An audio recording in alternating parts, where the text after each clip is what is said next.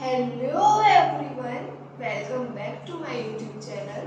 जैसे कि मैंने आपको लास्ट क्लास में इन्वर्टिंग एम्पलीफायर की प्रॉब्लम सॉल्व करनी बताई थी, कुछ स्लीव रेट की डेफिनेशन बताई थी एंड डिफरेंशियल एम्पलीफायर बताई थी कि अगर मुझे वोल्टेज गेन निकालना है तो मैं कैसे निकालूंगी। तो अब मैंने आपको बताया था कि कुछ टाइप्स भी होते हैं, जैसे कि मैंने आपको इन्वर्टिंग बताया था। आज हम नॉन इन्वर्टिंग एम्पलीफायर करेंगे। ठीक है, इन्वर्टिंग का मतलब क्या होता है, जब हमारा जो इनपुट है वो नेगेटिव से फीडबैक है। इन्वर्टिंग है, नॉन इन्वर्टिंग, ये माइनस है, ये प्लस है। मैंने आपको जो आईसी चिप बनवाई इस लेक्चर में, तो आपको उसमें लिखवा रखा है कि जो माइनस होते हैं ये इन्वर्टिंग है और ये नॉन इन्वर्टिंग है। तो अब देखिए नॉन इन्वर्टिंग ऑपरेशन एम्पलीफायर। ठीक है, तो इसको नॉन इन्वर्टिंग क्यों बोल रहे हैं, क्योंकि यहाँ पे जो पॉजिटिव वाला है नॉन इन्वर्टिंग, उससे मैंने अपना इनपुट वोल्टेज कनेक्ट किया है एंड जो इन्वर्टिंग है उसको मैंने ग्राउंडेड किया है। इतना बात समझ आया सभी को। एंड फीडबैक हम अप्लाई कर रहे हैं, तो कौन सा लूप गेन है जल्दी बताइए, close loop voltage gain. Close loop में क्या होता है, जब फीडबैक अप्लाई करते हैं।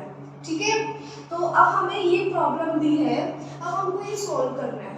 तो फॉर्मूला याद नहीं करना, बहुत ही इजी तरीके से अगर आप ये टाइप समझ गए हो ना कैसे सॉल्व करना है, तो जो न्यूमेरिकल्स होते हैं ना, आप उनको आराम से सॉल्व कर सकते हो। अब जैसे ये करते हैं, चलो लेट्स प्रोसीड। जैसे यहाँ पे V इनपुट आ रहा है, मैंने आपको पिछली क्लास में वर्चुअल ग्राउंड कंडीशन बताई थी। वर्चुअल ग्राउंड कंडीशन में क्या होता है, जैसे कि यहाँ पर क्या आ रहा है, V इनपुट है, ये वोल्टेज तो ऊपर पूरा यहाँ तक जा रहा है ना, तो यहाँ में मान लो क्या है, ये V इनपुट। ठीक है, तो यहाँ पे भी क्या होगा, जो यहाँ पर वोल्टेज है वो यहाँ पर होगा।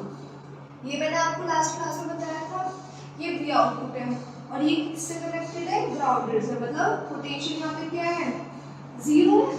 तो फिर अब इसको सॉल्व करने के लिए क्या करते हैं, किरचॉफ लूप रूल अप्लाई करते हैं, किरचॉफ वोल्टेज लूप रूल या किरचॉफ करंट लूप रूल, ये आपको पता है। अब मैंने आपको ये भी बताया था कि किसी एक डायरेक्शन में हम लूप रूल लगा सकते हैं, या तो अगर मैं ऐसे स्टार्ट कर रही हूँ 0 minus V input R I, तो ये भी ऐसे स्टार्ट होगा, V input minus V output by R, मतलब ऐसे एंड देन ऐसे। ठीक है, या फिर अब एक डायरेक्शन में लगेगा, या फिर अगर मैं यहाँ से शुरुआत कर रही हूँ तो ये ऐसे स्टार्ट होगा। किरचॉफ लूप रूल लगाना आता होगा सभी को, मैं ऐसी होप करती हूँ। देन ये ठीक है, ये समझ आया। अब हम किरचॉफ लूप रूल अप्लाई करते हैं, यूज किरचॉफ लूप रूल।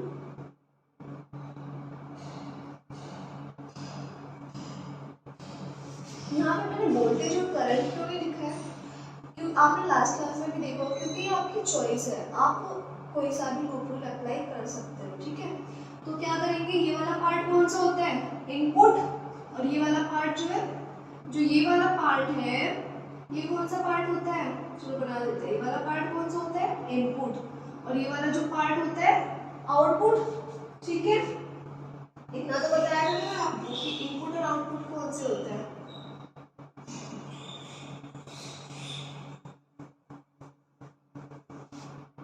इसको भी रफ कर देते हैं।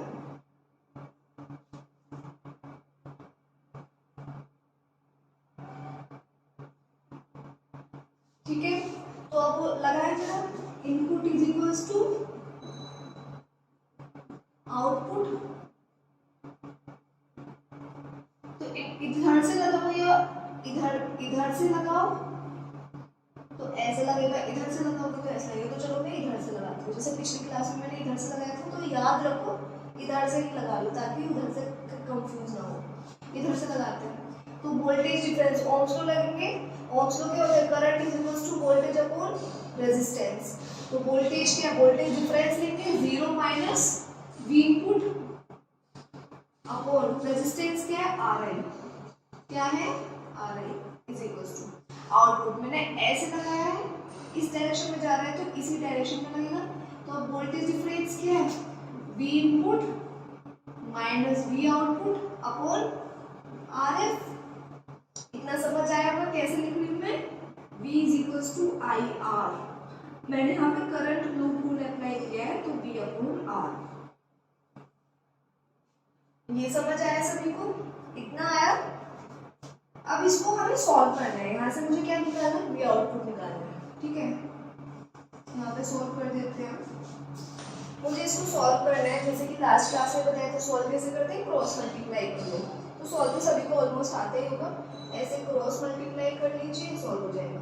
तो minus V input R F is equals to R I किससे मल्टीप्लाई हो रहा है?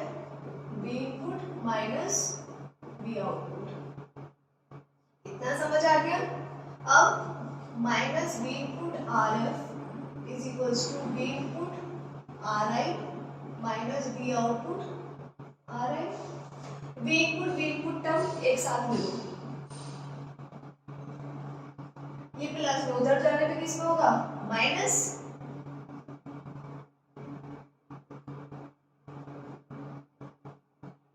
इतना समझ आया? यहाँ से वी इनपुट कॉमन ले लीजिए, minus R F minus R I is equals to minus V output R I. तो वी आउटपुट कितना आ जाएगा आपका? V input minus R F minus R I upon R I minus का। तो इसको थोड़ा अरेंज कर लेते हैं, कैसे करेंगे? Minus minus R F minus R I upon R I V input है, तो क्या होगा? R F plus are I upon R I V input क्या हो जाएगा? ये 1 plus R F upon R I V input. क्या आ गया आपका?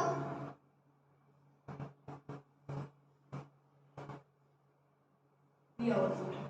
आई होप यहाँ तक आपको समझ आया होगा। ठीक है,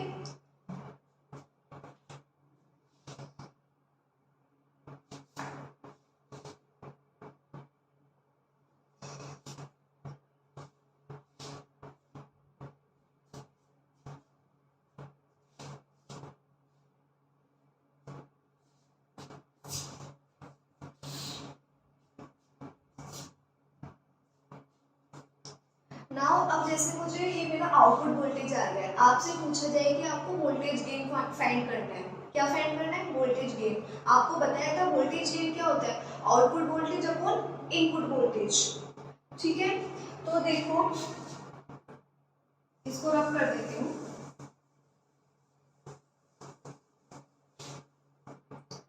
output voltage upon input, answer क्या आ रहा है आपका?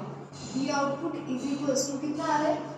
1 plus R F upon R I V input. Answer ये आ रहा है। वोल्टेज गेन क्या होता है? यहाँ लिख देते हैं, वोल्टेज गेन क्या होता है? Voltage gain output voltage upon input voltage. तो अगर आप आउटपुट अपॉन इनपुट करोगे, ये इनपुट जो डिवाइड में आएगा यहाँ पर, मल्टीप्लाई में इधर डिवाइड में आएगा, तो क्या आ जाएगा? ये 1 plus R F upon R I. तो ये क्या आ गया आपका?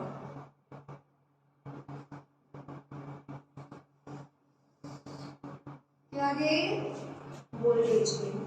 ठीक है, ये समझ आया होगा।